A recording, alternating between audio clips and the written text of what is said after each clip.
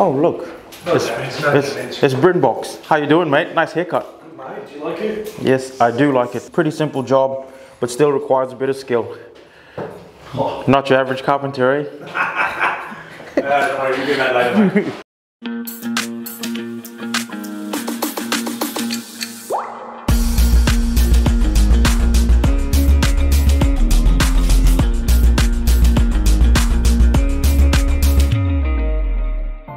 Good morning team, welcome back to the channel. I'm glad to have you here. What my goal is for today is I'm repairing some skirting down here on this property, and what's happened is there's a bit of water damage to the existing skirting, so we've ripped off the old carpet and taken off the old architraves, reinstalled a new door.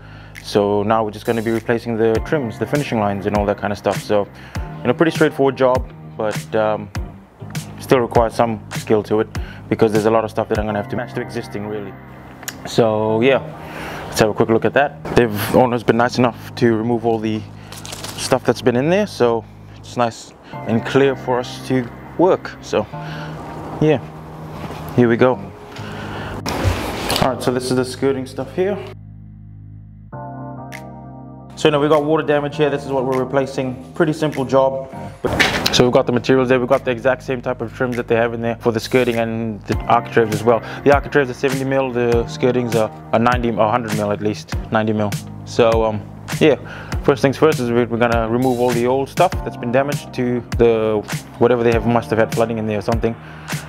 Remove all the destroyed ones and then put the new ones in. So let's do it.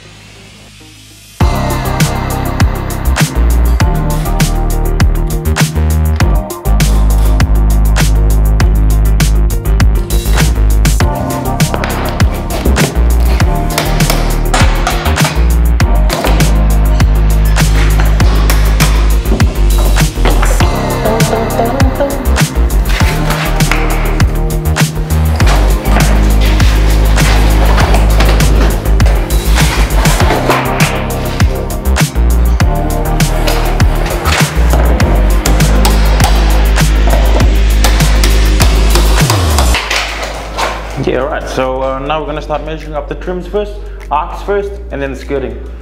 Once you got all that done, should be good. So let's get into it.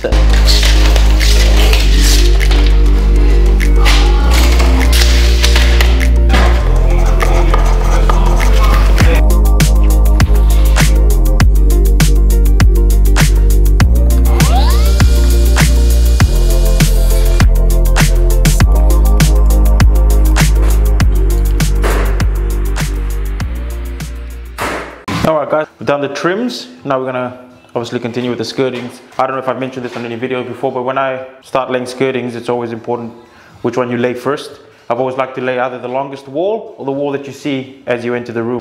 Just here, that's the door you're gonna come in, and then the first wall you see obviously is that back wall there. So we're gonna start with that wall. Okay, there's a reason why they do that. It's because once you lay that board and you run the boards into it, so if you run these two boards into it over there, over time, there's going to be a few cracking in the joint, especially in the corners over there. And when that happens, you're less likely to notice it as you walk into the room, because the one thing you don't want to see, I mean, you can't really stop that. It's just timbers will shrink, move, houses will move, nothing you can stop. So what you want to try and do is obviously limit how much you notice it. Just a tip. So yeah. So usually you'd think that this is how chippies cut the internal corners of a wall. That's not what you want to do, because what happens there is obviously when timbers start to shrink, that's going to open up like that, and then you'll see that. What you want to do is cut the other one into a bird's mouth. So this is how you do it with an internal hidden miter. You cut as you would cut a 45 like that, and then you just cut along that line that you see there with using a jig or a coping saw. And that's what you'd end up with. You'd end up with something like that. That's the cutting along the 45 that we cut before. And what happens is that when you put this one against the back wall, that's the wall that we already have already, and then you run that one into it, that's what you get. Alright. So if it does expand, less likely to notice it. So that's the back wall that we have on, and that's the boards that are running into it. So yeah, just an FYI. Anyway. This is what I'm using to fix it off. I'm using some interior wood glue to do the miters and stuff, but it doesn't even look like there's going to be any miters here except for the corners of the or actually no, where the timbers actually meet the jambs of the doors, that's where I'll probably glue this. I'm also using the liquid nails, Selly's Instant Hold. That's to further have some security when you're actually gluing up, because I don't just like using nails. I like to have also a, you know, backup plan. And to fix it off with, I'm using some 32mm angle brads. I use 32mm because I don't want to risk having to shoot through the timber, because these older jambs look like they're made out of hardwood, and I don't want the nail to be skewing out the side, because then the paint will have to fix that. So I just like using smaller nails, enough to just do the job, you know what I mean? And this is my brad gun that I'm using. It's the older model. Obviously nowadays you can get the new lithium, smaller battery, all that stuff, but I've had this since I started my apprenticeship, and yeah, I didn't see no reason to upgrade. It still works just as fine. You just gotta service it regularly, and then it'll keep going, just like a car. Service it regularly, lasts you ages. Don't need to upgrade. Why waste your money upgrading? But anyway.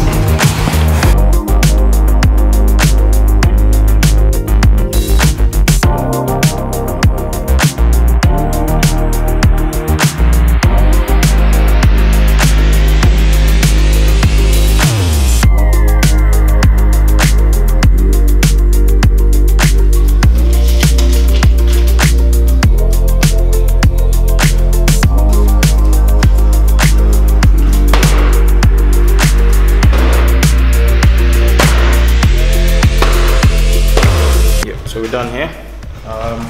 Skirting's all laid. Architrave and trims put on. All the new skirtings have just been put on.